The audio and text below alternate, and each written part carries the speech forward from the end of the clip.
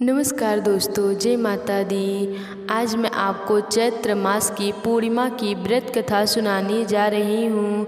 तो प्रेम से बोलिए शिव जी की जय। पर युग में एक समय की बात है कि यशोदा जी ने श्री कृष्ण जी से कहा कि हे कृष्ण, तुम सारे संसार के उत्कर्ता, पोषण तथा उनके संहार करता हो। आज कोई ऐसा व्रत मुझसे कहो जिसके करने से मृत्यु लोक में स्त्रियों को विधवा होने का भय न रहे तथा यह व्रत सभी मनुष्यों के मनोकामनाएं पूर्ण करने वाला हो। श्री कृष्ण कहने लगे, हे माता, तुमने अति सुंदर प्रश्न किया है। मैं तुमसे ऐसे ही व्रत को सविस्तार कहता हूँ। सौभाग्य की प्राप्ति के लिए स्त्रियों को 32 पूर्णिमासियों का व्रत करना चाहिए। इस व्रत के करने से स्त्रियों को सौभाग्य संपत्ति मिलती है। यह व्रत अचल सौभाग्य देने वाला एवं भगवान शिव के प्रति मनुष्य मात्र की भक्ति को बढ़ाने वाला है। यशोदा जी कहने लगी, हे कृष्ण, सर्वप्रथम इस व्रत को मृत्यु लोक में किसने किया था, इसके विषय में विस्तार पूर्वक मुझसे कहो। श्री कृष्ण जी कहने लगे कि इस भूमंडल पर एक अत्यंत प्रसिद्ध राजा चंद्रहास से पालित अनेक प्रकार के रत्नों से परिपूर्ण कातिन्या नाम की एक नगरी थी। वहाँ पर धनेश्वर नाम का एक ब्राह्मण था और उसकी स्त्री अति सुशीला रूपवती थी। दोनों ही उस नगरी में बड़े प्रेम के साथ रहते थे। घर में धन्य धान आदि की कमी नहीं थी। उनको एक बड़ा दुख था कि उनके कोई संतान नहीं थी। इस दुख से वह अत्यंत दुखी रहते थे। एक समय बड़ा तपस्वी योगी उस नगरी में आया।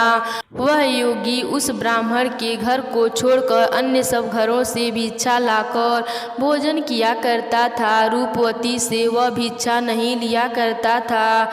उस योगी ने एक दिन रूपवती से भिक्षा न लेकर किसी अन्य घर से भिक्षा लेकर गंगा किनारे जाकर भिक्षा पात्र को प्रेम पूर्वक खा रहा था कि धनेश्वर ने योगी का यह सब कार्य किसी प्रकार से देख लिया।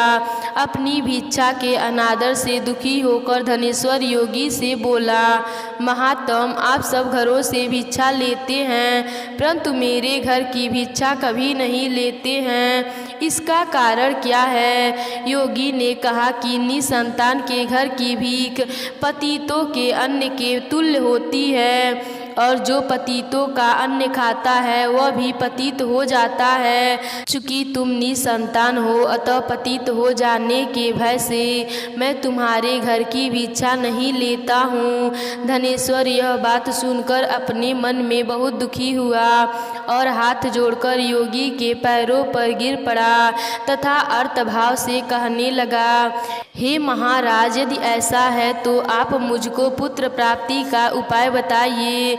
आप सर्वज्ञ हैं, मुझ पर अवश्य ही यह कृपा कीजिए। धन की मेरे घर में कोई कमी नहीं परंतु मैं पुत्र न होने के कारण अत्यंत दुखी हूँ। आप मेरे इस दुख का हरण करें, आप समर्थवान हैं। यह सुनकर योगी कहने लगे, हे ब्राह्मण, तुम चंडी के आराधना करो। घर आकर उसने अपने स्त्री से सब वृतांत कहा और स्वयं तप के निमित्त वन में चला गया। वन में जाकर उसने चंडी की उपासना की। चंडी ने 16वें दिन उसको स्वप्न में दर्शन दिया और कहा, हे धनेश्वर, जा तेरे पुत्र होगा परंतु वह 16 वर्ष की आयु में ही मृत्यु को प्राप्त हो जाएगा। यदि तुम दोनों स्त्री पुरुष 32 पूर्णमासियों का व्रत विधि पूर्वक करोगे तो वह दीर्घ आयु होगा। जितनी तुम्हारी समर्थ हो आटे के दिए बनाकर शिव जी की पूजन करना, परंतु पूर्णमासी को 32 जो जाने चाहिए। प्रातः काल होने पर इस स्थान के समीप ही तुम्हें एक आम का वृक्ष दिखाई देगा। उस पर तुम चढ़कर एक फल तोड़कर शीघ्र अपने घर चले जाना। अपनी स्त्री से सब वृतांत कहना। श्रुति स्नान के पश्चात वह स्वच्छ होकर श्री शंकर जी का ध्यान करके उस फल को खा लेगी। तब शंकर जी भगवान की कृपा से उसको गर्भ हो जाएगा। जब वह ब्राह्मण प्रातःकाल उठा तो उसने उस स्थान के पास ही एक आम का वृक्ष देखा जिस पर एक अत्यंत सुंदर आम का फल लगा हुआ था। उस ब्राह्मण ने उस आम के वृक्ष पर चढ़कर उस फल को तोड़ने का प्रयत्न किया, परंतु वृक्ष पर कई बार प्रयत्न करने पर भी वह न चढ़ पाया। तब उस ब्राह्मण को बहुत चिंता हुई और विघ्न विनायक गणेश जी की वंदना करने लगा। हे देवाधिदेव, अपने भक्तों के विघ्नों को नाश करके उनके मंगल कार्य को करने वाले, दुष्टों का नाश करने वाले, रिद्धि सिद्धि के देने वाले, आप मुझ पर कृपा करके इतना बल दें कि मैं अपने मनोरथ को पूर्ण कर सकूं। इस प्रकार गणेश जी की प्रार्थना करने पर उनकी कृपा से धनेश्वर वृक्ष पर चढ़ गया और उसने एक अति सुंदर आम का फल देखा। उसने विचार किया कि जो वरदान से फल मिला था वह यह है कि और कोई फल दिखाई नहीं देता। उस धनेश्वर ब्राह्मण ने जल्दी से उस फल को तोड़कर अपनी स्त्री को ला कर दिया और उसकी स्त्री ने अपने पति के कथा अनुसार उस फल को खा लिया और वह गर्भवती हो गई। देवी जी की असीम कृपा से उसे एक अत्यंत सुंदर पुत्र उत्पन्न हुआ जिसका नाम उन्होंने देवी दास रखा। माता पिता के हर्ष और शोक के साथ वह बालक शुक्ल पक्ष के चंद्रमा की भांति अपने पिता के घर में बढ़ने लगा। भवानी की कृपा से वह बालक बहुत ही सुंदर, सुशील और विद्या पढ़ने में बहुत ही निपुण हो गया। दुर्गा जी की आज्ञा अनुसार उसकी माता ने 32 पूर्णमासी का व्रत रखना आरंभ कर दिया था जिससे उसका पुत्र बड़ी आयु वाला हो जाए। 16वां वर्ष लगते ही देवी दास के माता पिता को बड़ी चिंता हो गई कि कहीं उनके पुत्र की इस वर्ष मृत्यु न हो जाए।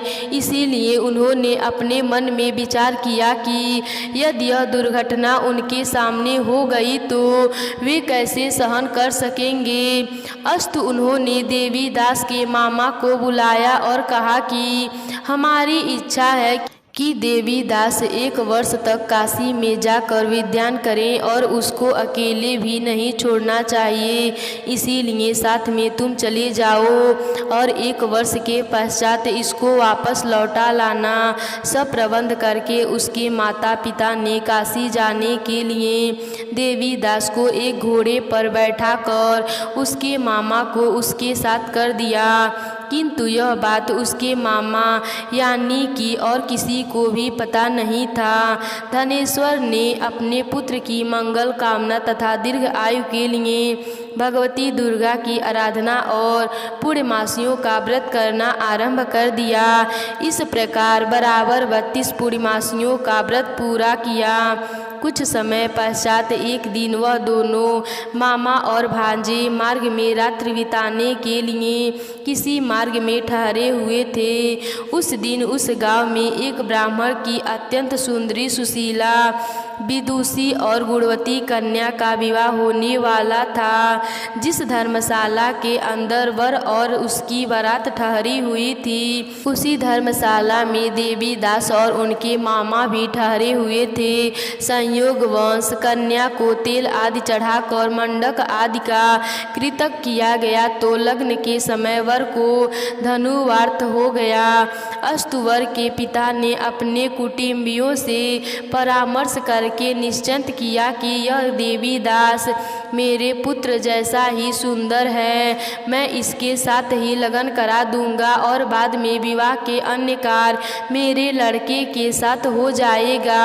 ऐसा सोचकर देवी दास के मामा से जाकर बोला कि तुम थे ऐसा सोचकर देवी दास के मामा से जाकर बोला कि तुम थोड़ी देर के लिए अपने भांजे को हमें दे दो, जिससे विवाह के लगन का सब कृत्य सुचारू रूप से हो सके।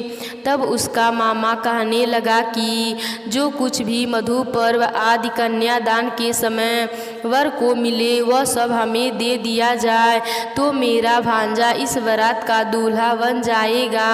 यह बात वर के पिता ने स्वीकार कर लिए। उसने अपना भांजा वर बनने को भेज दिया और उसके साथ सब विवाह कार्य रात्रि में विधि पूर्वक संपन्न हो गया। पत्नी के साथ वह भोजन न कर सका और अपने मन में सोचने लगा कि न जाने यह किसी स्त्री होगी। वह एकांत में इसी सोच में गर्म निश्चय छोड़ने लगा तथा उसकी आंखों में आंसू भी आ गए। तब वधू ने पूछा कि क्या बात है, आप इतने उदासीन व दुखी क्यों हो रहे हैं। तब उसने सब बातें जो वर के पिता व उनके मामा से हुई थी उसको बतला दी।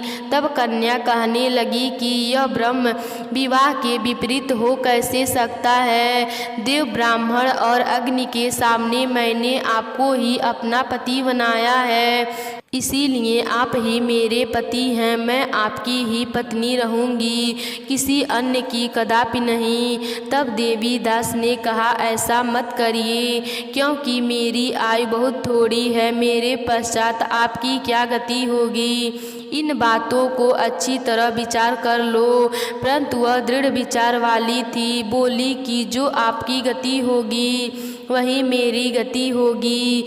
हे स्वामी, आप उठिए और भोजन करिए, आप निश्चय ही भूखे होंगे। इसके बाद देवी दास और उसकी पत्नी दोनों ने भोजन किया तथा शेष रात्रि के सोते रहे। प्रातः काल देवी दास ने अपनी पत्नी को 3 अंगों से जड़ी हुई एक अंगूठी दी, एक रुमाल दिया और बोला, हे प्रिय, इसे लो और संकेत समझकर स्थित चिंत हो जाओ।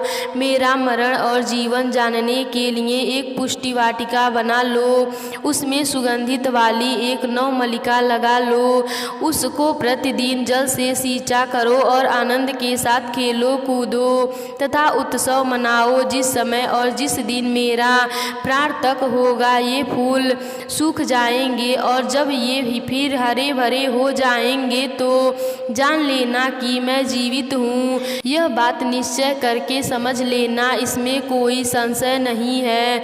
यह समझा कर वह चला गया। प्रातः काल होते ही वहाँ पर गाजे बाजे बजने लगे और जिस समय विवाह के कार्य समाप्त करने के लिए वर तथा सब बाराती मंडप में आए तो कन्या ने वर को भली प्रकार से देखकर अपने पिता से कहा कि यह मेरा पति नहीं है, मेरा पति वही है जिसके साथ रात्रि में मेरा परिग्रहण हुआ था, उसके साथ मेरा विवाह हुआ नहीं, इसके साथ मेरा विवाह नहीं हुआ है। यदि यह वही है तो बताइए कि मैंने इसको क्या दिया।